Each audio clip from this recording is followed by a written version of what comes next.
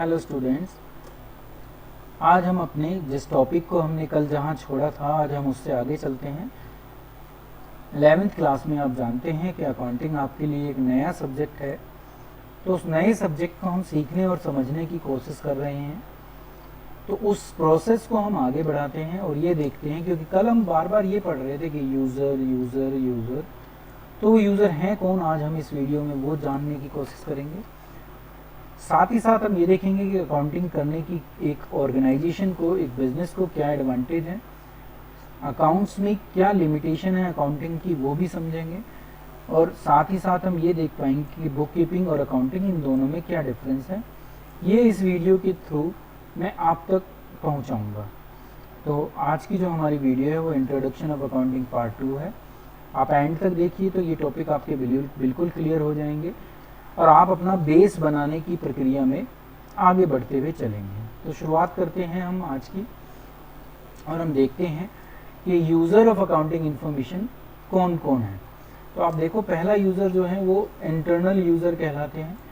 Internal का मतलब वो कंपनी के ऑपरेशन और कंपनी के मैनेजमेंट से संबंधित लोग होते हैं, और वो बिजनेस ऑर्गेनाइजेशन के अंदर के लोग हैं, तो इसलिए वो इंटरनल यूज़र कहलाए हैं। अकाउंटिंग इन्फॉर्मेशन में वो डिफरेंट जो ऑब्जेक्टिव हैं उनको पूरा करने के लिए इंटरेस्टेड होते हैं।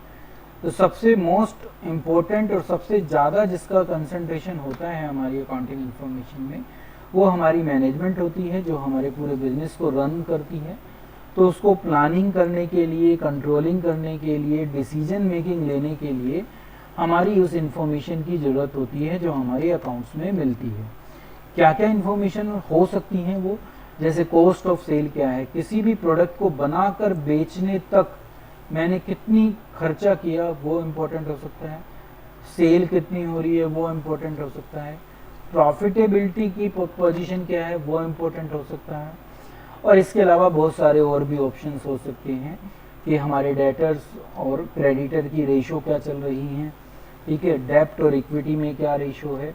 तो बहुत सारे और पॉइंट ऑफ व्यू हो सकते हैं मैनेजमेंट के लिए उस अकाउंटिंग इन्फॉर्मेशन या उस अकाउंटिंग डाटा में।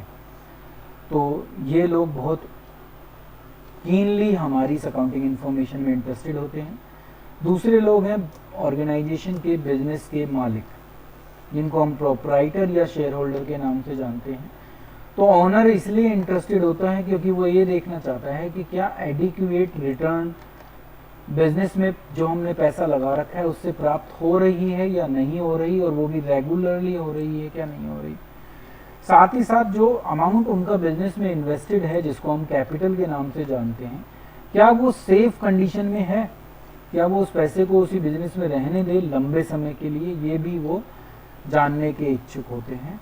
और तीसरे और जो लास्ट हैं वो एम्प्लॉयज़ हैं। एम्प्लॉयज़ इसलिए इंटरेस्टेड होते हैं क्योंकि उनकी पे में जो बढ़ोतरी होनी है, हाइक होना है, वो उसी के ऊपर बेस्ड है। उनकी प्रमोशन भी उसी डाटा के ऊपर बेस्ड है। अगर कंपनी ग्रो करेगी तो ये कंफर्म है कि प्रमोशन भी किन्हीं न किन्हीं को तो मिलेगी। ऐसे ही जो बोनस एक ऑर्गेनाइजेशन को देना है, उसका भी जो बेस है वो वही अकाउंटिंग इन्फॉर्मेशन होता है। तो ये लोग थे वो इंटरनल यूज़र जो हमारी अकाउंटिंग इन्फॉर्मेशन में इंटरेस्टेड होते हैं। अब दूसरे आते हैं, और दूसरे हैं हमारे एक्सटर्नल यूज़र, जो कंपनी से डायरेक्टली कनेक्टेड नहीं होते, ये बाहरी लोग हैं, पर ये हमारी कंपनी पर बहुत इम्पैक्ट डालते हैं, तो इसलिए ये एक्सटर्नल यूज़र कहलाते हैं। तो जो एक्सटर्नल यूज़र होते हैं उनके पास limited authority, ability and resources होती हैं हमारी जो अकाउंटिंग इन्फॉर्मेशन की जो नेसेसरी डाटा है उसको एसेस करने की। ये हमारी एक एक जर्नल एंट्री नहीं देख सकते, ये हमारे लेजर अकाउंट को नहीं देख सकते। इनके सामने जो हम प्रेजेंट करते हैं वो हमारी फाइनेंशियल स्टेटमेंट होती है। उस फाइनेंशियल स्टेटमेंट में हम इनके सामने बैलेंस शीट रखते हैं और प्रॉफिट एंड लॉस अकाउंट रखते हैं।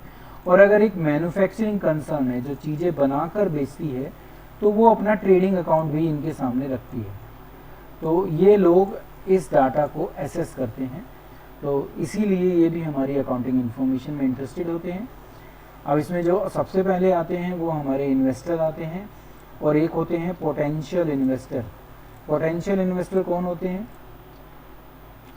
जो भविष्य में हमारी कंपनी में पैसा लगाने में इंटरेस्टेड हैं, वो लोग पोटेंशियल इन्वेस्टर कहलाते हैं। ये उस डाटा को क्यों देखना चाहते हैं? क्योंकि उसी के बेस पर वो ये देख पाएंगे कि इस कंपनी में पैसा सेफ है या नहीं है। तो वो जो काम उस डाटा को या उस अकाउंटिंग इन्फॉर्मेशन को इसलिए देखना चाहते हैं कि कंपनी में रिस्क फैक्टर कितना है, यहाँ पैसा लगाने में उसके डूबने के चांसेस क्या हैं। साथ ही साथ वो ये देखना चाहते हैं कि रिटर्न कितना मिल रहा है जो पैसा मैं इस ऑर्गेनाइजेशन में लगा रहा हूँ उस पर। तो ये इसलिए हमारे डाटा में इंटरेस्टेड होते हैं। अब हम नेक्स्ट पर पहुंचते हैं। तो नेक्स्ट जो है हमारे लैंडर्स हैं और फाइनेंशियल इंस्टीट्यूशन है जो पैसे हमें उधार देते हैं या जिन्होंने उधार दे रखा है। तो वो हमारी क्रेडिट वर्थीनेस देखना चाहते हैं लोन देने से पहले कि क्या हम उसको चुका पाने की कंडीशन में है। तो ये भी हमें कहाँ से पता चलेगा, हमारी उसी अकाउंटिंग डाटा से। क्या हम रीपे करने की कंडीशन में है अपने लोन को, क्या हम अपने इंटरेस्ट को पे करने की कंडीशन में है, ये सब हमें इस एक्सटर्नल यूजर के थ्रू या इस अकाउंटिंग इंफॉर्मेशन के थ्रू ही पता चलता है। और देखिए कौन एक्सटर्नल यूजर होता है, तो आपको पता चलेगा कि सप्लायर और क्रेडिटर जिन्होंने हमें उधार में माल बेच रखा है। तो ये देखना चाहते हैं कि जो अमाउंट इन्होंने हमें उधार दिया है क्या हम उसको पे कर पाएंगे और कब पे कर पाएंगे, और क्या इनके साथ आगे बिजनेस को जारी रखा जाए। ये इसलिए हमारे अकाउंटिंग डाटा में इंटरेस्टेड होते हैं। फिर आया कस्टमर। कस्टमर इसलिए इम्पोर्टेंट एंड इंटरेस्टेड होता है हमारे डाटा में क्योंकि उसने हमसे प्रोडक्ट खरीद रखा है। क्या भविष्य में भी ये प्रोडक्ट हमें मिलते रहेंगे, इनकी सप्लाई होती रहेगी, वो ये देखना चाहते हैं। अगर वो प्रॉफिटेबिलिटी कंडीशन में है तो जरूर होता रहेगा। क्या उसके स्पेयर पार्ट्स हमें इजीली अवेलेबल हो जाएंगे, तो ऑब्वियसली अगर कंपनी चलेगी तो मिल ही जाएंगे। क्या आफ्टर सेल सर्विस हमें समय पर मिलती रहेगी, तो वो भी यही है कि अगर कंपनी की कंडीशन अच्छी है तो सब कुछ अच्छे ढंग से मिलता रहेगा। तो इसलिए ये कस्टमर हमारी अकाउंटिंग इन्फॉर्मेशन में इंटरेस्टेड होते हैं। फिर आती है गवर्नमेंट। गवर्नमेंट को हमसे टैक्स लेना होता है, तो टैक्स कलेक्शन के लिए ये हमारे डाटा में इंटरेस्टेड होते हैं कि हम सही डाटा दें या नहीं दें। जो भी रूल उन्होंने बनाए हैं क्या हम उनको कंप्लायंस कर पा रहे हैं उनका, वो इसलिए भी हमारे डाटा में इंटरेस्टेड होते हैं।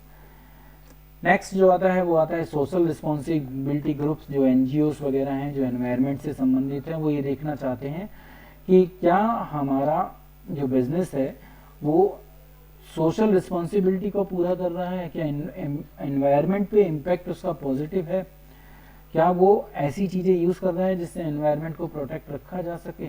ठीक है, तो वो सोशल रिस्पॉन्सिबिलिटी ग्रुप इसलिए हमारे डाटा में इंटरेस्टेड होते हैं।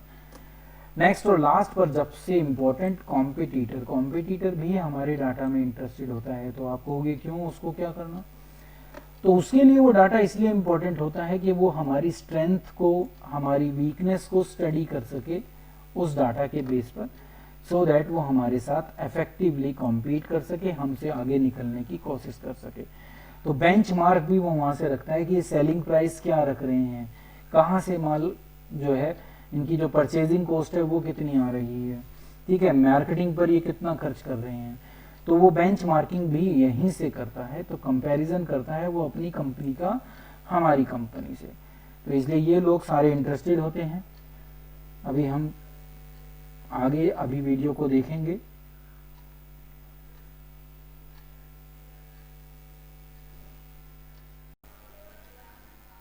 तो हम आगे बढ़ते हैं और ये देखते हैं कि यूज़र हमने पढ़ लिए। अब हम देखते हैं कि इसकी एडवांटेज एक ऑर्गेनाइजेशन को क्या है, क्या फ़ायदे हैं उस ऑर्गेनाइजेशन को अपनी अकाउंटिंग प्रोसेस को पूरा करने के। तो फर्स्ट एडवांटेज की तरफ चलते हैं। तो पहली एडवांटेज आपको पता चलती है कि वो ये है कि अकाउंटिंग हमें वो इन्फॉर्मेशन प्रोवाइड करती है जिससे हमें उस ऑर्गेनाइजेशन की फाइनेंशियल परफॉर्मेंस का पता चल जाता है। तो फाइनेंशियल परफॉर्मेंस को जानने में हमारी मदद करती है। ये उस फैक्चुअल डाटा को हमारे सामने रखती है एक given period of time. Period of time का मतलब वही 1 ईयर, ठीक है। 1 ईयर हमारा फाइनेंशियल ईयर होता है जो कब से शुरू होता है मैं आपको बता चुका हूँ। अप्रैल में ये शुरू होगा और मार्च तक ये चलता है। तो इस एक पीरियड के अंदर किसी भी कंपनी ने क्या परफॉर्म किया वो हमें पता चल पाता है। उसकी परफॉर्मेंस को हम इस अकाउंटिंग डाटा के बेस पर पता कर पाते हैं, ठीक है। क्या है वो, जैसे कितना कंपनी ने प्रॉफिट अर्न किया, कंपनी को लॉस हुआ तो कितना हुआ, एक निश्चित समय में वो पता चल जाता है। साथ ही साथ ये भी पता चल जाता है कि कंपनी की फाइनेंशियल पोजीशन एक पर्टिकुलर डेट पर क्या है।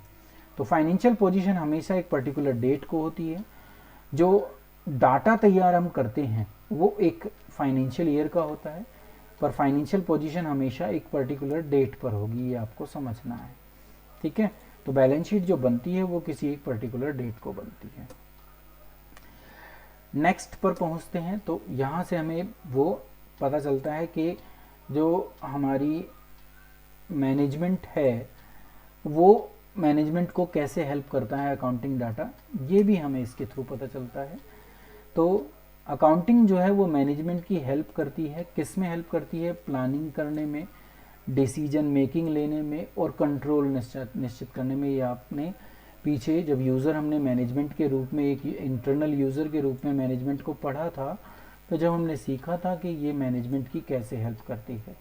ठीक है, तो नेक्स्ट जो इसका फ़ायदा था वो मैनेजमेंट को था, क्या था ये आपने पढ़ चुके हैं अब तक। आगे चलते हैं, तो फाइनेंशियल इंफॉर्मेशन जो है वो रिपोर्ट के थ्रू उनको मिलती है और उसके बेस पर मैनेजमेंट अपने प्लानिंग करती है, अपने डिसीजन लेती है और कंट्रोलिंग की एक्सरसाइज को पूरा करती है।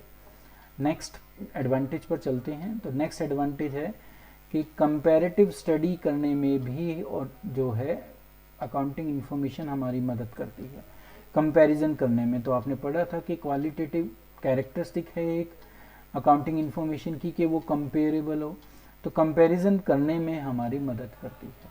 तो एक सिस्टमेटिक रिकॉर्ड हमारे पास होता है, ठीक है, जिसको एक रेगुलर इंटरवल पर बनाया जाता है, जिसको हम कंपेयर कर सकते हैं, तो कंपैरिजन में हमारी मदद करती है। नेक्स्ट भी हमने पढ़ लिया था जब यूज़र हमने गवर्नमेंट पढ़ा था, टैक्स लाइबिलिटी को सेटल करने में भी इन्हीं अकाउंट्स को दिखाया जाता है। अब वो टैक्स लाइबिलिटी चाहे इनकम टैक्स की हो, चाहे जीएसटी हो, चाहे अदर टैक्सेस हो, तो उन टैक्सेस को सेटल करने के लिए भी हमें अपने इसी अकाउंटिंग रिकॉर्ड को जो टैक्स अथॉरिटी होती है उनके सामने प्रेजेंट करना पड़ता है। नेक्स्ट एडवांटेज पर चलते हैं, तो नेक्स्ट एडवांटेज है कि लोन लेने में भी ये ही अकाउंटिंग इंफॉर्मेशन हमारी मदद करती है। तो ये भी हमने आप यूज़र के रूप में आपने पढ़ा था जब हमने बैंक और फाइनेंशियल इंस्टीट्यूशन को यूज़र के रूप में पढ़ा था कि लोन किस बेस पर देते हैं, उस एक पर्टिकुलर कंपनी की फाइनेंशियल स्टेटमेंट या फाइनेंशियल पोजीशन कैसी है उसके बेस पर ही हमें लोन दिया जाता है। तो उस लोन को लेने में भी ये डाटा हमारे काम आता है। नेक्स्ट है डिसीजन मेकिंग, तो ये भी मैनेजमेंट का ही एक पार्ट है। तो डिसीजन लेने में जितने भी प्रकार के डिसीजन एक ऑर्गेनाइजेशन के अंदर होते हैं उनको लेने में भी अकाउंटिंग डाटा हमारी मदद करता है। तो डिसीजन टेकिंग में भी ये या डिसीजन मेकिंग में भी अकाउंटिंग इन्फॉर्मेशन हमारी मदद करता है। तो ये तो थी इसकी एडवांटेज। अब हम चलते हैं इसकी लिमिटेशन की तरफ कि क्या अकाउंटिंग में क्या कमियां रह गई हैं, इतना अच्छा होते हुए भी इसमें क्यों कुछ कमियां हैं अभी भी जिनको हम अब तक सॉर्ट आउट नहीं कर पाए। तो उसमें जो सबसे पहली वो ये है कि ये बिल्कुल सही नहीं होती, क्योंकि यहाँ पर मैनिपुलेशन हो सकता है अपने अकॉर्डिंग। तो ये पूरी तरह से फ्री नहीं है बायस के या जजमेंट के, क्योंकि यहाँ पर हम डाटा को अपने फेवरेबल बनाने के लिए उसको मैनिपुलेट कर लेते हैं। तो वो मैनिपुलेशन होने की वजह से वो पूरी तरह से प्रिसाइज नहीं है। ठीक है, नेक्स्ट आता है कि जो अकाउंटिंग है वो हिस्टोरिकल वैल्यू पे, ये आपने पढ़ा ही है, और नहीं पढ़ा तो अब आप देख लीजिए अभी कि अकाउंटिंग जो भी की जाती है वो बुक वैल्यू पर की जाती है। बुक वैल्यू का मतलब जिस दिन उसको खरीदा गया उस डेट के जो भी उसके प्राइस हैं उस पर वो चलती हैं। तो सारी एसेट्स हम उसी डेट की वैल्यू पर उसको रिकॉर्ड करते हैं, क्योंकि देखो एसेट ही एक ऐसी चीज़ है जो आपको बाद तक मिलेगी। कोई भी खर्चा है, रेंट पे किया, रेंट के लिए जो चीज़ हमने ली थी हमने उसको यूज़ किया तो वो वहीं समाप्त हो जाएगा। तो वो एसेट ही हैं जो हिस्टोरिकली जो पुरानी हैं जो अभी भी चल रही हैं, क्योंकि एसेट ऐसी चीज़ है जो बार बार यूज़ होगी। तो उनकी कॉस्ट हम हिस्टोरिकल लिखते हैं, जिस दिन उनको खरीदा होता है वो लिख देते हैं और उसमें से डेप्रिसिएशन माइनस कर देते हैं। आज की डेट पर उसकी क्या मार्केट वैल्यू है वो हम पता लगा ही नहीं सकते अकाउंट्स को देखकर। तो ये प्रॉब्लम है इसके साथ। नेक्स्ट, प्राइस लेवल चेंजेस भी उसी से संबंधित है कि जो आज की डेट के उसके करंट प्राइस हैं वो वहाँ से हमें नहीं पता चल सकते। जो चीज़ आज से 5-6 साल पहले 100 रुपये में खरीदी जा रही थी वो मे भी आज हो सकता है 500 रुपये की हो, पर उसके रेट हमारे लिए आज भी कितने हैं, 100 ही हैं। तो अगर हम नहीं खरीदने चाहें तो हम तो 100 के अकॉर्डिंग ही चल रहे हैं, बट जबकि क्या हो चुका है आज की डेट पर उसके प्राइस चेंज हो चुके हैं, तो हम उस वैल्यू ऑफ मनी को इग्नोर कर देते हैं। तो ये एक प्रॉब्लम है अकाउंटिंग में। नेक्स्ट है कि क्वालिटी तो आप पता ही नहीं लगा सकते, वहाँ से क्वालिटेटिव इन्फॉर्मेशन हमें नहीं मिल सकती उससे। हमें क्वांटिटेटिव इन्फॉर्मेशन तो मिल सकती है, हम ये तो पता लगा सकते हैं कि कौन सी चीज़ कितने की है, पर वो कितनी अच्छी है, ठीक है, उसके क्या फीचर्स हैं, वो हम वहाँ से नहीं पता लगा पाएंगे। ठीक है, तो ये एक प्रॉब्लम है अकाउंटिंग की कि यहाँ सिर्फ हम मॉनेटरी ट्रांजेक्शन को रिकॉर्ड करते हैं, तो वो क्वालिटी को रिकॉर्ड ही नहीं करते, तो वो हम पता नहीं लगा सकते उन अकाउंटिंग डाटा को देखकर। नेक्स्ट और लास्ट जो है वो बहुत इम्पॉर्टेंट है, विंडो ड्रेसिंग, जो कहीं ना कहीं पहले पॉइंट से ही संबंधित है। यहाँ पर भी मैनिपुलेशन की ही बात है। देखिए आप समझिए कि जब मुझे नॉर्मली किसी घर में जाना होता है तो मैं कैसे जाता हूँ, बाय डोर, मैं दरवाजे के माध्यम से उस घर में प्रवेश करता हूँ, तो वो लीगल कहलाता है कि मैंने हर चीज़ बिल्कुल सही ढंग से फॉलो की है। वैसे ही अकाउंट्स जब बिल्कुल सही चलते हैं तो लीगल वे में चलते हैं। विंडो का मतलब हम चोरी से घर में जा रहे हैं, ठीक है। तो मैनिपुलेशन ऑफ डाटा होता है, मैं अपनी फेवरेबल पोजीशन दिखाता हूँ जिसकी वजह से डिफरेंट काइंड ऑफ स्कैम जो हैं वो हमारे सामने, फाइनेंशियल स्कैम जो है हमारे सामने आ चुके हैं। हम अपनी एक्चुअल पोजीशन को छुपाने की कोशिश करते हैं। तो विंडो ड्रेसिंग को भी ये मतलब बढ़ावा क्या देता है, अकाउंटिंग की एक प्रॉब्लम है कि वो विंडो ड्रेसिंग उसमें की जा सकती है। तो इसी के साथ लिमिटेशन भी खत्म हुई हमारी। तो अब हमारा लास्ट टॉपिक बचता है इसका, वो है बुक कीपिंग और अकाउंटिंग में क्या डिफरेंस है। तो शुरुआत करते हैं हम पहले बुक कीपिंग को देखते हैं। तो बुक कीपिंग का मीनिंग, बुक कीपिंग हमें ये बताती है कि बुक कीपिंग एक ऐसा पार्ट है अकाउंटिंग का, देखो हिस्सा अकाउंटिंग का ही है, जो शुरू कहाँ से होता है, आइडेंटिफिकेशन से, मेजरिंग से, रिकॉर्डिंग से और क्लासीफाइंग तक। मतलब कि वो लेजर अकाउंट तक पूरा प्रोसेस जो है वो किस में चली गई, बुक कीपिंग में। उसके बाद समराइजिंग करना, इंटरप्रिटेट करना और कम्युनिकेट करना, ये तीनों जो हिस्से हैं वो पहुंच जाते हैं हमारे अकाउंटिंग में। तो अकाउंटिंग ज़्यादा बड़ा कंसेप्ट है और इसलिए वो वहाँ शुरू होता है जहाँ पर बुक कीपिंग ख़त्म होती है, और उसके अंदर समराइजिंग, इंटरप्रिटिंग और कम्युनिकेटिंग जो भी फाइनेंशियल डाटा है किसको, यूज़र को, वो वाले स्टेप इसके अंदर आते हैं। तो बुक कीपिंग कहाँ तक है, आइडेंटिफाइंग, मेजरिंग, रिकॉर्डिंग और क्लासीफाइंग तक। उससे आगे जो है वो हमारी अकाउंटिंग शुरू हो जाती है, समराइजिंग, इंटरप्रेटिंग और कम्युनिकेटिंग। नेक्स्ट स्टेज, तो ये प्राइमरी स्टेज है। आपने देखा कि पहले क्या काम हो रहा है, बुक कीपिंग का हो रहा है, तो ये प्राइमरी स्टेज है। और अकाउंटिंग जो है वो सेकंड स्टेज है, ये वहाँ शुरू होती है जहाँ पर बुक कीपिंग ख़त्म होती है। नेक्स्ट नेचर में आप देखोगे कि बुक कीपिंग एक रूटीन नेचर का काम है, डेली किया जाता है, रिपीटेटिव नेचर है, बार बार एक जैसी ट्रांजेक्शन आएंगी आपके सामने। आप गुड्स को एक बार नहीं बेचोगे, हर महीने हर दिन बेचते रहोगे। तो इसमें रूटीन नेचर और रिपीटेटिव नेचर की जो है ट्रांजेक्शन आती हैं। जबकि अकाउंटिंग एक एनालिटिकल पार्ट है, एनालिटिक का मतलब इसमें स्किल की ज़रूरत होती है। यहाँ पर वो सारी एंट्री आती हैं जिसको हम स्किलफुली समराइज कर पाएँ, एनालाइज कर पाएँ और फिर उसको इंटरप्रिटेट कर पाएँ। तो इसमें एनालिटिकल पार्ट ज़्यादा होता है, ये रूटीन और रिपीटेटिव नेचर की जॉब नहीं होती। नेक्स्ट ऑब्जेक्टिव, तो बुक कीपिंग का ऑब्जेक्टिव है कि एक सिस्टमेटिक रिकॉर्ड बनाया जा सके फाइनेंशियल ट्रांजैक्शन का, जबकि अकाउंटिंग का जो ऑब्जेक्टिव है वो ये है कि वो ये असरटेन कर पाएँ कि कंपनी की प्रॉफिटेबिलिटी कंडीशन क्या है और कंपनी की फाइनेंशियल पोजीशन क्या है। ठीक है, तो यहाँ पर ऑब्जेक्टिव प्रॉफिटेबिलिटी को एसेस करना और फाइनेंशियल पोजीशन को देखना होता है। फिर आता है स्किल, तो बेसिक स्किल जो हैं बुक कीपिंग के लिए ज़रूरी होती हैं, स्पेशल स्किल की वहाँ पर ज़रूरत नहीं पड़ती। इसीलिए इस फंक्शन को जूनियर स्टाफ परफॉर्म कर सकता है, जिसको कम नॉलेज है वो भी इस फंक्शन को कर सकता है। पर अकाउंटिंग के लिए स्पेशल स्किल की ज़रूरत होती है, तो वहाँ पर स्पेशलाइज स्किल की ज़रूरत है, जब भी वो एनालाइज कर पाएगा, तो इसलिए वहाँ पर सीनियर स्टाफ को लगाया जाता है। ठीक है, तो नेक्स्ट के साथ ही हमारी ये वीडियो समाप्त होती है और हमारा फर्स्ट चैप्टर पूरा होता है। फर्स्ट चैप्टर के पूरा होने पर मैं आपको ये बता दूं कि जो भी स्टूडेंट्स, जब भी उनके जिस भी टाइप का एग्ज़ाम आएगा, तो ये पोर्शन इतने मार्क्स का है, 5 से 10 मार्क्स, कि आपके लिए बहुत इम्पोर्टेंट है। 5 नंबर तो कम से कम इस चैप्टर में से आते ही आते हैं। तो जिसको भी अगर कोई पोर्शन नहीं समझ में आया है तो वो इस वीडियो को दोबारा देखिए और मैंने अपना Facebook link, Twitter link, Instagram link दे रखा है। आप वहाँ पर मेरे से इनसे रिलेटेड कोई भी क्वेरी आसानी से पूछ सकते हैं। तो आप मेरे साथ कनेक्ट होइए, ज़्यादा से ज़्यादा बच्चों में शेयर कीजिए। साथ ही साथ मैं आपको ये बता दूं कि मेरी 12th की जितनी भी प्लेलिस्ट हैं उनके लिंक भी मेरी वीडियो में डिस्क्रिप्शन में मिल जाएंगे आपके। तो जो भी आपके सीनियर भाई बहन फ्रेंड वगैरह जो भी हैं उन तक उन वीडियो को पहुंचाइए, अपने दोस्तों में ये वीडियो शेयर कीजिए, सो दैट सब लोग इससे बेनिफिटेड हो सकें। Thank you.